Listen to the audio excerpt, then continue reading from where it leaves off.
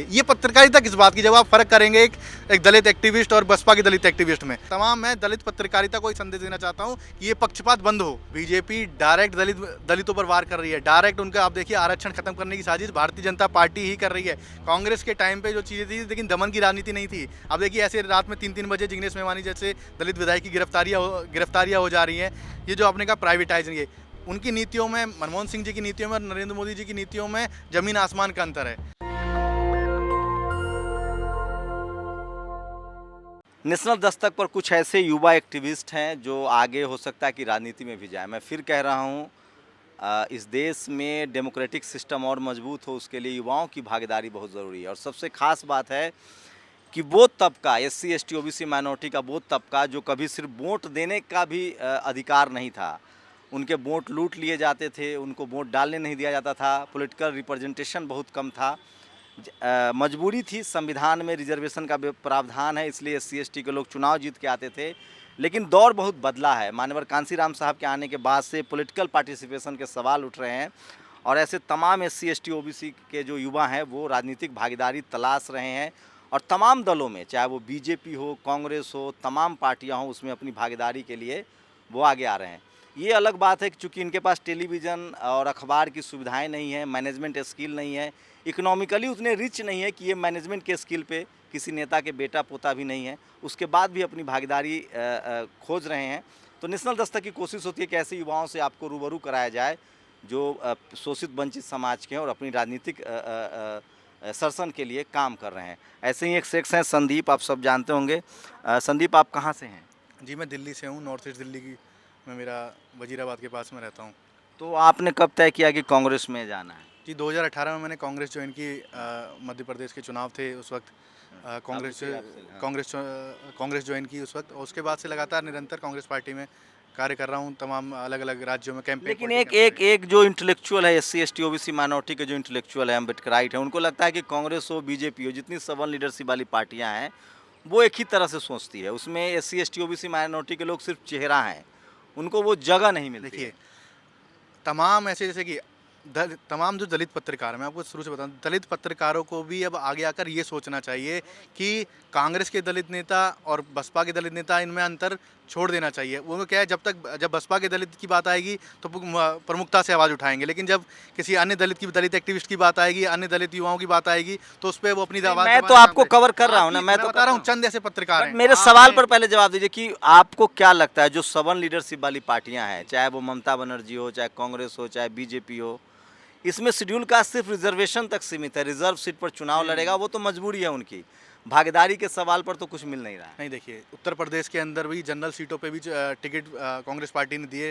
निर्मला भारती को भी यूपी तो मजबूरी में, राजस्थान, छत्तीसगढ़, मध्य प्रदेश में देंगे। आने वाले चुनावों में भी और मिलेंगे टिकट, ऐसी बात नहीं है। देखिए, जिग्नेश मेवानी हैं, प्रदीप नरवाल जी हैं, देवाशीष जरारिया जी हैं, तमाम ऐसे दलित युवा हैं जिनकी भागीदारी कांग्रेस पार्टी मजबूती से जो भागीदारी निभा रहे हैं और आगे चल के इन युवाओं के साथ तमाम हम जैसे युवाओं को भी लगातार कांग्रेस पार्टी मौका दे रही है। तमाम अन्य राज्यों में पॉलिटिकल कैंपेन करने का, सोशल मीडिया संभालने का, तमाम ऐसे पॉलिटिकल कैंपेन जिनमें प्रमुखता से भागीदारी कांग्रेस पार्टी को देनी चाहिए। वो तमाम दलित युवाओं को, पिछड़े युवाओं को, आदिवासी युवाओं को, यहाँ तक कि अल्पसंख्यक युवाओं को, तमाम युवाओं को मौके मिल रहे हैं। अच्छा, आप पत्रकार वाला कह दीजिए, क्या कहते हैं पत्रकार भी? मैंने देखा भी, देखिए, जब किसी बसपा के दलित नेता की या मायावती जी से जुड़े किसी नेता की गिरफ्तारी होती है तो जो दलित पत्रकारिता है प्रमुखता से आवाज़ उठाती है, लाइव वीडियो बनाती है, वीडियो कट करके डालती है। लेकिन जब एक कांग्रेस के दलित युवा की गिरफ्तारी हुई जिग्नेश मेवानी जी की, तो तमाम दलित पत्रकारों से सुनने में आया, नहीं ये तो कांग्रेस के थे। ये फ़र्क, ये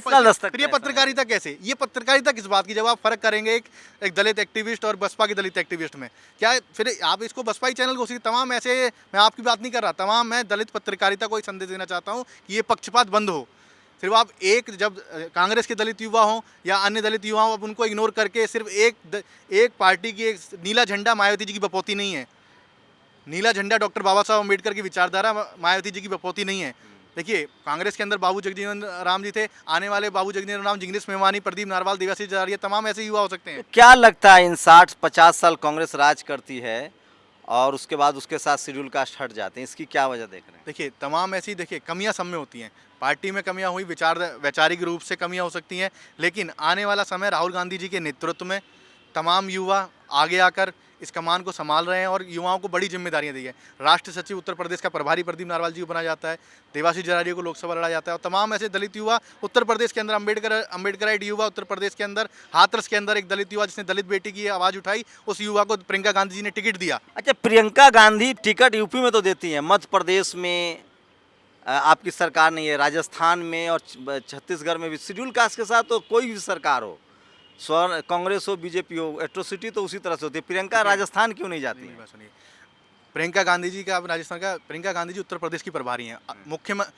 राजस्थान के मुख्यमंत्री अशोक गहलोत जी हैं, जो उत्पीड़न के मामले जिन्होंने हमेशा न्याय की कार्रवाई कर रहे हैं, जिन पर जो धाराएं लगनी उनके तहत तुरंत गिरफ्तारी कर रहे हैं, लेकिन एक पक्षी कार्रवाई नहीं कर रहे। उत्तर प्रदेश के अंदर जब हाथरस के अंदर दलित बेटी के साथ रेप हुआ तो आपने देखा उन आरोपियों के पक्ष में पुलिस खड़ी, उन आरोपियों के पक्ष में उनकी जातीय की सभाएं हुई, उनको रोका नहीं गया।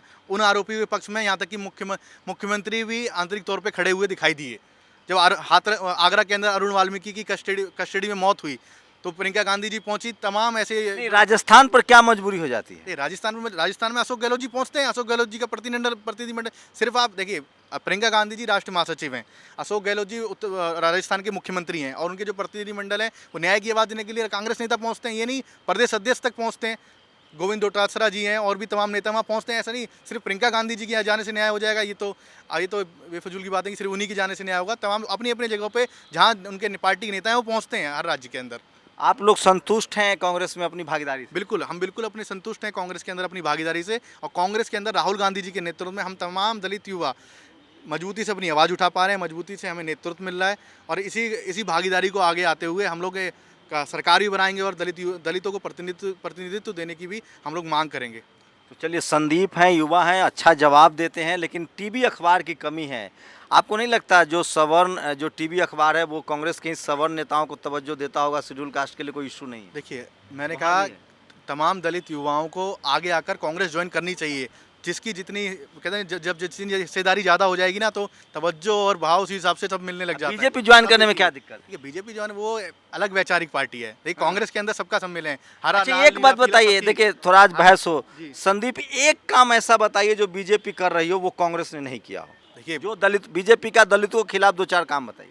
बीजेपी के खिलाफ देखिए SC/ST एक्ट को कमजोर किया, संविधान कमजोर, सबसे बड़ा जो दलितों का हथियार जिसे कहते हैं संविधान, उसको कमजोर कर रही है, लोकतंत्र खत्म करने की साजिश कर रही है। यही तो दलितों को पिछड़ों पे अधिकार हैं, यही तो आदिवासियों पे कांग्रेस था तो संविधान लागू था, बिल्कुल लागू था, पूर्ण रूप से लागू। देखिए, कमियां मैं कह रहा हूँ सब में होती हैं, लेकिन जिस तरीके से प्राइवेटाइजेशन कांग्रेस लेकर आई, प्राइवेटाइजेशन इस देश में कांग्रेस लेकर आई, कास्ट के आधार पर सारी नियुक्तियां कांग्रेस करती रही, इस देश में कहीं भी बैकलॉग सब कांग्रेस के ज़माने से रहा। बीजेपी उसको थोड़ा और तेजी से आगे बढ़ा रही हो, तो कहीं नहीं कि हम सवर्ण लीडरशिप वाली पार्टी हैं। बीजेपी डायरेक्ट दलितों पर वार कर रही है, डायरेक्ट उनका, आप देखिए आरक्षण खत्म करने की साजिश भारतीय जनता पार्टी ही कर रही है। कांग्रेस के टाइम पे जो चीज़ें थी, लेकिन दमन की राजनीति नहीं थी। अब देखिए ऐसे रात में 3-3 बजे जिग्नेश मेवानी जैसे दलित विधायक की गिरफ्तारियाँ हो जा रही हैं। ये जो आपने कहा प्राइवेटाइजिंग, ये उनकी नीतियों में, मनमोहन सिंह जी की नीतियों में और नरेंद्र मोदी जी की नीतियों में जमीन आसमान का अंतर है। वो ये यहाँ पर दलितों का, उस समय दलितों का प्रतिनिधित्व था, दलितों के जो आरक्षण की बात थी वो मुखरता से उठाई जा रही थी। बीजेपी तो करी हमने दलित को राष्ट्रपति बना दिया। देखिए, दलित को राष्ट्रपति, उसके ओबीसी चेहरा, दलित नेता भी हैं बीजेपी के अंदर, वो मौर्य हैं, उपाध्यक्ष बनाई हुई हैं। ऐसे तो देखिए, एक वैचारिक दलित और आम दलित में तमाम अंतर है।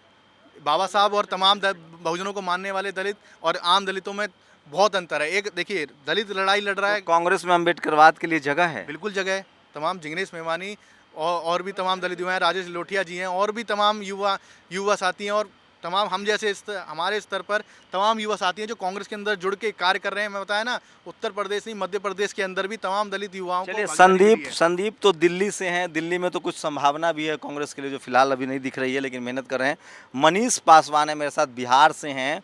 बिहार में तो कांग्रेस के लिए कुछ है नहीं, आपने क्यों बिहार? एक्चुअली हम जिग्नेश भाई से जुड़े हुए हैं, राष्ट्रीय दलित अधिकार मंच से काफ़ी समय से जुड़े हुए हैं।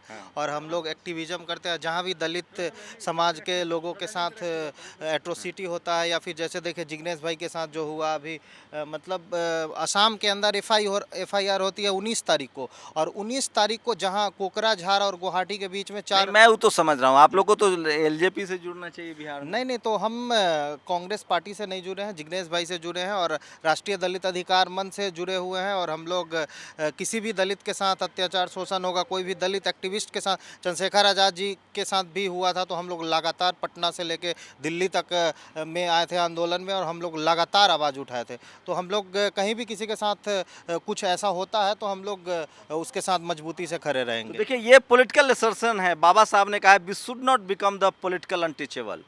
हमें राजनीति का छूत नहीं होना है। लेकिन मैं एक बात जरूर चाहता हूं कि SC ST OBC माइनॉरिटी के लोग बियॉन्ड द पार्टी लाइन, जब तक समाज के लिए एकजुट नहीं होंगे, राजनीति तो आपको करनी पड़ेगी। तमाम जो भी राजनीतिक दल है उसमें अपनी हिस्सेदारी भी आपको ढूंढनी पड़ेगी। लेकिन सबसे बड़ा सवाल है कि क्या SC ST OBC माइनॉरिटी के लोग दलों में तो हैं, लेकिन क्या वो सामाजिक तौर पर मजबूत हैं? क्या वो समाज के लिए एकजुट हो रहे हैं? दलों के हित छोड़ के समाज का हित उनके लिए पहले आता है कि नहीं? अगर ये बात जब तक नहीं आएगी SC ST OBC माइनॉरिटी की लीडरशिप में, तब तक उस समाज का भला नहीं हो सकता है। आप लोग अपनी प्रतिक्रिया जरूर दीजिए। कैमरा नासिस के साथ शंभू कुमार सिंह, नेशनल दस्तक, दिल्ली। नेशनल दस्तक की आपसे गुजारिश है कि अगर इसको बचाना चाहते हैं तो नेशनल दस्तक को सब्सक्राइब करने के लिए रेड कलर के सब्सक्राइब बटन को दबाएं, फिर बेल आइकन की घंटी दबाएं। नेशनल दस्तक को बचाने के लिए बहुत ज़रूरी है कि हर खबर को शेयर करें, लाइक करें, कमेंट जरूर करें।